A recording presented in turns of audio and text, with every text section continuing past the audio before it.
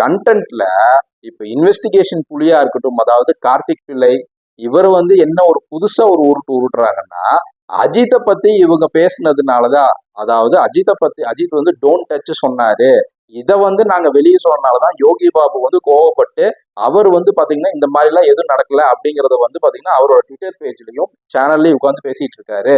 இதற்குத்தான் எல்லாரும் ஆட்சேபம் தெரிவிச்சிட்டு இருக்காங்க அப்படிங்கறத வந்து ஒரு புது உருட்டு உருட்டி இருந்தாரு கார்த்திக் பிள்ளை. அது மட்டும் இல்லாம பல பேர் கோடாங்கியா இருக்கட்டும், இல்ல இன்னும் பல யூடியூப் சேனல்ல பல பேர் வந்து இவர்களுக்கு எதிராக பேசிட்டு இருந்தாங்க. உண்மையான விஷயம் என்ன அப்படின்னா, இவங்க பேசுனது வந்து பாத்தீங்கன்னா யோகி பாபு இப்ப ப்ரொடியூசர்களுக்கு வந்து பாத்தீங்கன்னா சரியா டேட் தர்றது இல்ல.